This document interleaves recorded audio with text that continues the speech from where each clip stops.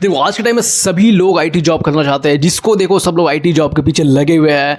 2 साल 3 साल से प्रैक्टिस कर रहे हैं लेकिन उन्हें नहीं मिल रहा है, फिर भी वो हार नहीं मान रहे, वो बस आईटी जॉब के पीछे लगे हुए हैं। अगर कोई भी डिग्री किया हो, कोई भी बैकग्राउंड हो, वो सब लोग आईटी जॉब के पीछे लगे हुए हैं। क्योंकि आईटी जॉब्स की जितनी भी पैकेजेस होती है, जॉब्स होते हैं, वो बहुत एक अच्छा जॉब होता है, पैकेजेस अच्छा होता है, तो उससे उनका लाइफ सेट हो सकता है। जितने भी पेरेंट्स हैं, सब पेरेंट्स यही चाह रहे हैं कि उनका बेटा एक आईटी जॉब करे, एक अच्छा कॉलेज से पढ़े, वो ये टेक्निकल डिग्रीज करे, ताकि उनके जो बच्चे हैं वो एक आईटी एक अच्छे रेपुटेड कंपनी में प्लेस हो सके। और स्टूडेंट्स यहाँ पे कॉलेज के साथ साथ वो कोचिंग, वो इंस्टीट्यूट्स भी ज्वाइन कर लेते हैं, ताकि उनका जो स्किल्स है वो और अपग्रेड हो सके। और आईटी जॉब्स में इतने सारे लोग आने लगे हैं जो स्किल्स, जिनके पास स्किल्स नहीं है वो भी अप्लाई कर रहे हैं, जिनके पास स्किल्स है वो भी अप्लाई कर रहे हैं, जिनके पास थोड़ी स्किल्स है वो भी अप्लाई कर रहे हैं। तो बेसिकली आईटी जॉब्स में इतना ज़्यादा क्राउड हो गया है कि उसमें हायरिंग बहुत ही कम हो गया है। तो बेसिकली आईटी जॉब्स में सभी लोग अप्लाई कर रहे हैं लेकिन उनका नहीं हो पा रहा है, उनका कुछ भी नहीं हो पा रहा है, वो डिसअपॉइंट होकर के वापस आ रहे हैं। कितने लोग ऐसे हैं जो नए नए स्किल सीख रहे हैं, फिर भी वो अप्लाई कर रहे हैं तो उनका कुछ भी नहीं हो पा रहा है,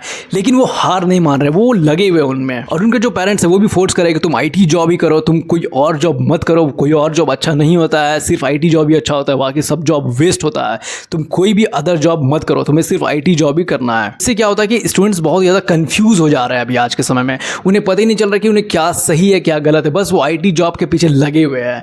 भले उनका स्किल्स अच्छा नहीं है उतना, मतलब अप टू दैट मार्क नहीं, अप टू दैट लेवल नहीं है, फिर भी वो अप्लाई करते जा रहे हैं, क्योंकि लोगों को सही डोमेन, सही जॉब्स के बारे में पता ही नहीं है। सब लोग आईटी जॉब के पीछे लगे हुए हैं। देखो मैं ये नहीं बोल रहा हूँ कि आईटी जॉब अच्छा नहीं है, आईटी जॉब बहुत ही अच्छा है, तुम्हें अप्लाई करना चाहिए, तुम्हें उसमें जॉब करना चाहिए। लेकिन सोचो जहाँ पे कॉम्पिटिशन इतना ज़्यादा है, जहाँ पे लोग इतना ज़्यादा जा रहे हैं सॉफ्टवेयर डेवलपर के लिए, सॉफ्टवेयर टेस्टर के लिए, वेब डेवलपर के लिए, ये सब जो रोल्स होती है, इन सभी जॉब के पीछे लोग पागल है। लेकिन तुम ही सोचो अगर 100 स्टूडेंट्स जाते हैं और अगर उस कंपनी का हायरिंग सिर्फ 10 से 15 है, तो 85 लोग, 80 से 85 लोग वो वापस आएंगे, उनका जॉब नहीं लगेगा। भले ही वो एवरेज हो या फिर अच्छे स्टूडेंट्स हो, फिर भी उनका जॉब नहीं लगेगा।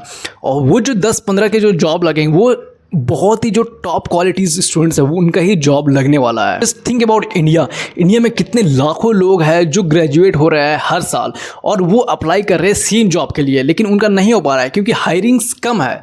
ठीक है, तो ये चीज़ों को समझना पड़ेगा। अगर तुम्हारा नहीं हो पा रहा है इसका मतलब ये नहीं कि तुम उसके लायक नहीं हो, तुम उसके लायक हो, लेकिन कंपटीशन बहुत ज़्यादा है और लोग बहुत ज़्यादा उस पर्टिकुलर डोमेन में ही अप्लाई कर रहे हैं, अलग अलग डोमेन्स में अप्लाई नहीं कर रहे हैं। तो तुम्हें समझना पड़ेगा। अगर तुम्हें लगता है कि तुम बहुत ही अच्छे एक टॉप क्लास स्टूडेंट्स हो, तभी तुम आईटी जॉब्स में जाओ, मतलब कि उस पर्टिकुलर डोमेन में जाओ, जैसे सॉफ्टवेयर टेस्टर हो गए, सॉफ्टवेयर डेवलपर हो गए, तो ये सब जॉब में तुम अप्लाई करो, तुम्हारा 100% हो जाएगा। अगर तुम्हें थोड़ा भी लगता है कि तुम उस लेवल तक नहीं हो, तुम एवरेज हो या मतलब कि थोड़ा ठीक ठाक हो, तुम अप्लाई उसमें मत करो, तुम उससे रिलेटेड कोई अदर डोमेन्स में अप्लाई करो। तुम साइबर सिक्योरिटी फील्ड में जाओ, तुम गेमिंग इंडस्ट्री में जाओ, वहाँ भी रिक्वायरमेंट्स होती है, उसके बारे में थोड़ा रिसर्च करो, थोड़ा स्टडी करो, उस स्किल्स को सीखो। तुम डिज़ाइनिंग रोल्स में जाओ, तो और भी काफ़ी सारे डोमेन्स है, तुम उसमें एक्सप्लोर कर सकते हो, उसमें भी अच्छे हायरिंग्स होते रहते हैं, उसमें कंपटीशन भी कम रहता है, तो तुम्हारा ईजिली उसमें हो जाएगा। ये सब चीज़ें कोई नहीं बताता है। लोग सब बताते हैं कि आईटी जॉब्स जाओ तुम्हारा लाइफ सेट हो जाएगा, लेकिन ऐसा नहीं होता है। Reality is something different, you have to understand this.